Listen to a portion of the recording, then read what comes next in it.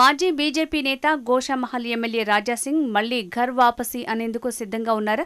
మళ్లీ కమలం హైకమాండ్తో టచ్లోకి వెళ్లేందుకు ఆయన ట్రై చేస్తున్నారా? అందుకే ఢిల్లీ నేతలకు లేఖ రాశారా? వారి నుంచి తప్పకుండా పిలుపు వస్తుందని, మళ్లీ బీజేపీలో చేరతాననే నమ్మకంతో ఉన్నారా అంటే రాజాసింగ్ వ్యాఖ్యలను బట్టి చూస్తే అవునని అనిపిస్తోంది. దీంతో బీజేపీలో మరోసారి రాజాసింగ్ అంశం చర్చనీయాంశంగా మారింది. అసలు రాజాసింగ్ ఎందుకు బయటికి వెళ్లారు? మళ్లీ ఎందుకు కమలం చెంతన చేరాలని చూస్తున్నారు? రాజాసింగ్ రాజీనామా బెదిరింపులకు అధిష్టానం బయటపడలేదా? అందుకే తానే బెట్టువీడి మెట్టు దిగారా? పార్టీ నుంచి వెళ్లగొట్టేందుకు పార్టీలో కొందరు కుట్ర చేశారని సంచలన వ్యాఖ్యలు చేశారు. ఇంతకు ఎవరా లీడర్లు? ఇప్పుడు ఇదే హాట్ టాపిక్గా మారింది. బీజేపీలో రాజాసింగ్ రాజీనామా అంశం టీకప్పులో తుఫాన్లా మారే సూచనలు కనిపిస్తున్నాయి. బీజేపీతో ఆయన రాజీకి వచ్చే అవకాశాలే ఎక్కువగా ఉన్నాయి.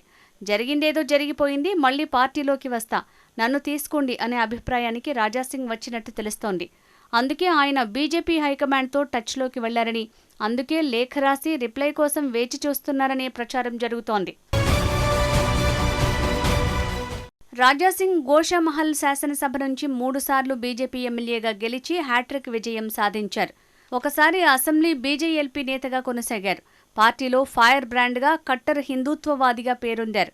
తెలంగాణ భారతీయ జనతా పార్టీలో కార్యకర్తలకు జరుగుతున్న అన్యాయం, పార్టీలోని కొందరు నేతలపై గుస్సాగా ఉన్న ఎమ్మెల్యే రాజాసింగ్ కొన్ని అనూహ్య పరిణామాల నేపథ్యంలో కమలం పార్టీకి రాజీనామా చేశారు.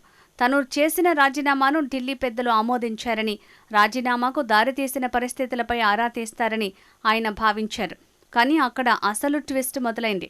11 రోజుల తర్వాత ఆ రాజీనామాను జాతీయ నాయకత్వం ఆమోదించింది. దీంతో 11 ఏళ్ల తన ప్రయాణం కేవలం 11 రోజుల్లోనే ముగిసిందని చెప్పొచ్చు.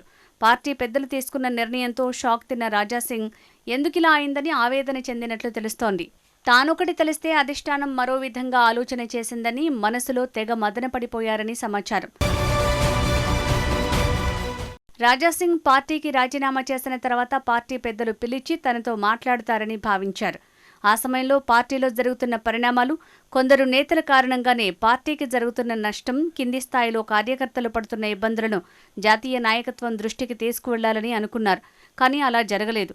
అనూహ్యంగా ఆయన రాజీనామాను ఆమోదించడంతో ఆయన పునరాలోచనలో పడ్డారు. దీంతో పార్టీలో జరుగుతున్న విషయాలను వివరిస్తూ ఎమ్మెల్యే ఢిల్లీ పెద్దలకు లేఖ రాసినట్లు చెప్తున్నారు. తను రాసిన ఉత్తరానికి త్వరలోనే స్పందిస్తారని ఆశాభావంతో ఉన్నారు. దాంతో కేవలం తను చెప్పిన విషయాలే కాకుండా ఐబీ నుంచి కొన్ని నిఘా వర్గాల నుంచి సమాచారం తెప్పించుకుని అన్ని సంగతులు మాట్లాడే అవకాశం కల్పిస్తారని ఆయన ఆశిస్తున్నారు.